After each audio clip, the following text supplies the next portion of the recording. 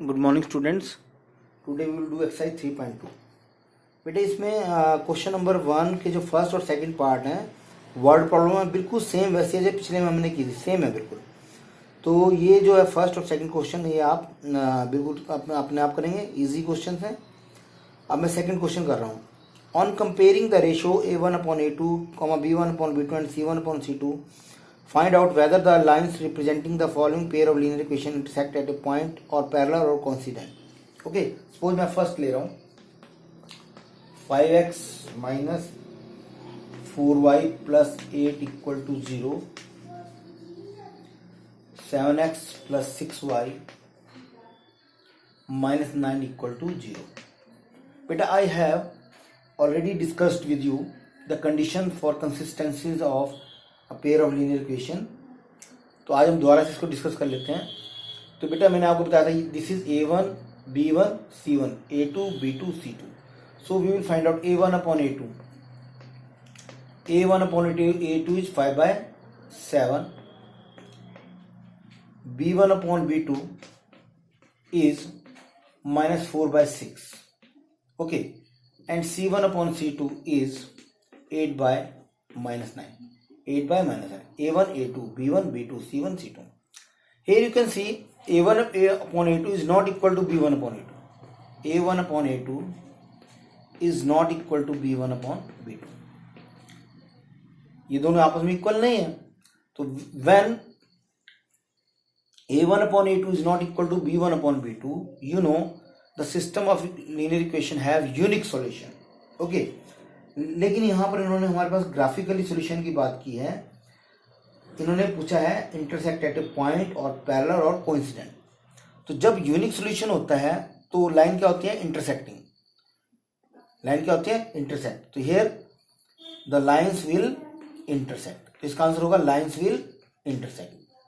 Since a1/a2 is not equal to b1/b2, therefore the pair of lines will intersect at a point।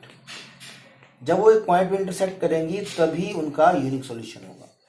तो यहां पर हम दो बातें बोलते हैं कि जब a1/a2 is not equal to b1/b2, it has unique solution and the lines will be intersecting। clear? Now we will check for second part। Here a1/a2 is 9/18, a1/a2 9/18, 9 1 9, 9 2 18, 1/2। Now b1/b2 3/6, 3 1 3, 3 2 6। c1/c2 12/24। ये सारी conditions बेटा मैं पहले lectures में आपसे discuss कर चुका हूँ, सारा डिटेल में बता चुका हूँ, ठीक है। अब हम क्वेश्चन कर रहे हैं। Here you can see a1/a2 is equal to b1/b2 is equal to c1/c2, all are equal to 1/2, तो तीनों इक्वल है।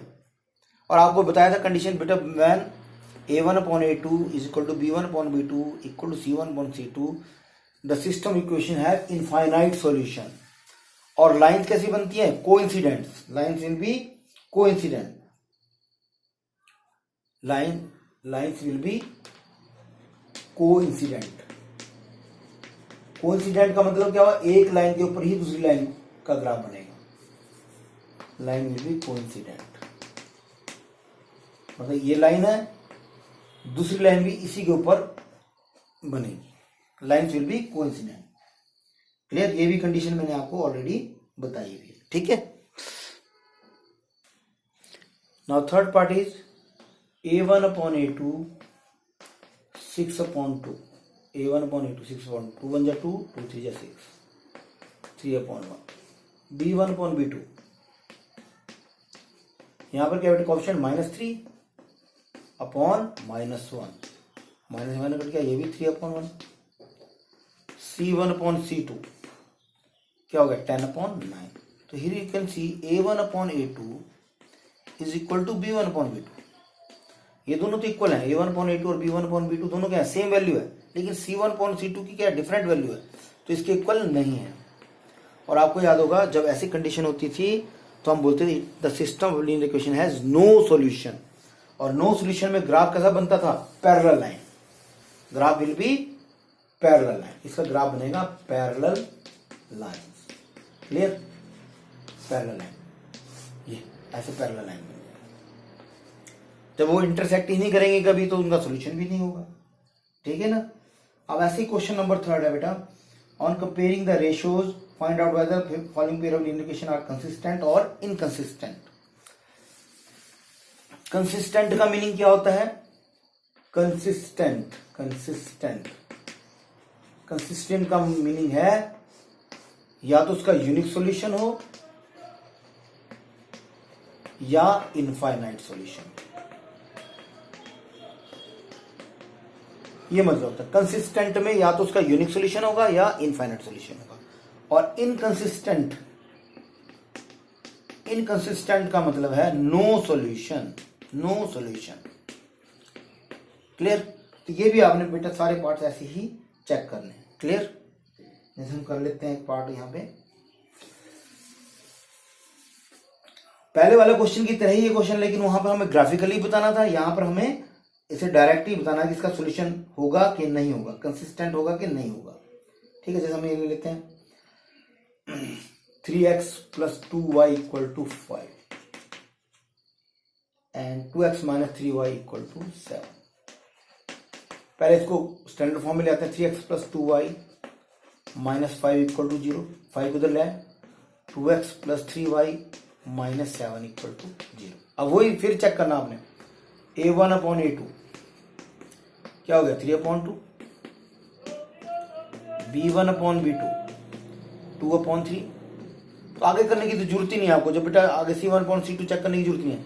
a1/a2 is not equal to b1/b2। तो जब ऐसा होता है it has unique solution, unique solution, और जब यूनिक सॉल्यूशन हो गया तो क्या होगा बेटा, ये this is consistent, consistent.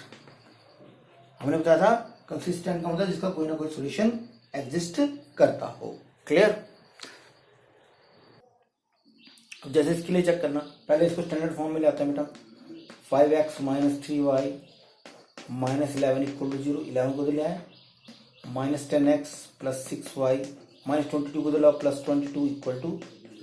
Again a1/a2 5/-10,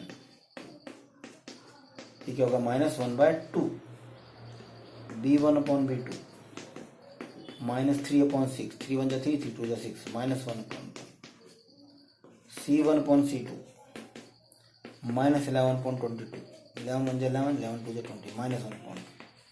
तो all are equal, a1/a2, b1/b2 और c1/c2 क्या आ गए, इक्वल आ गए, a1/a2 और b1/b2 और c1/c2, ठीक है। तो यहां पर हमने पहले पिछला क्वेश्चन भी ऐसे ही था सेम, तो यहां पर लेकिन हमें बताना इसका सॉल्यूशन कैसे होगा, तो इसके सॉल्यूशन होगा infinite solution, it has infinite solution, और इनफाइनाइट सॉल्यूशन को भी हम क्या बोलेंगे, कंसिस्टेंट, और it is consistent, it is consistent. अब हम ये कर लेते हैं, इसको भी स्टैंडर्ड फॉर्म में लेते हैं, पहले 2x - 3y - 8 = 0, 4x - 6y - 9 = 0। तो यहां पर हम a1/a2 देख लेते हैं, 2/4, 2 1 जा 2, 2 2 जा 4, 1/2। b1/b2 देख लेते हैं, -3/-6, -3/-6, माइनस कैंसर, 3 1 जा 3, 3 2 जा 6, ये भी इक्वल आ गया। और c1/c2 क्या आ गया, -8/-9, माइनस कैंसिल होगा, 8/9।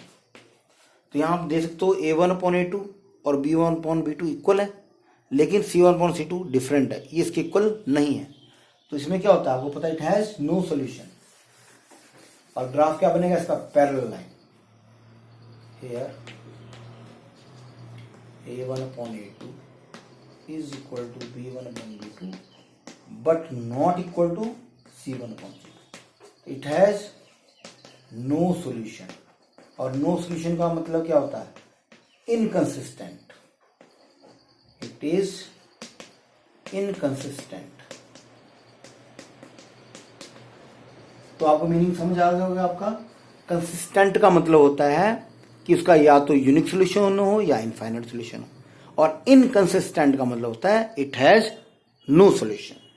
ठीक है, तो ये बाकी बचे पार्ट्स अगर जो एक दो बचा है आपने वो इसका खुद कर लेना है।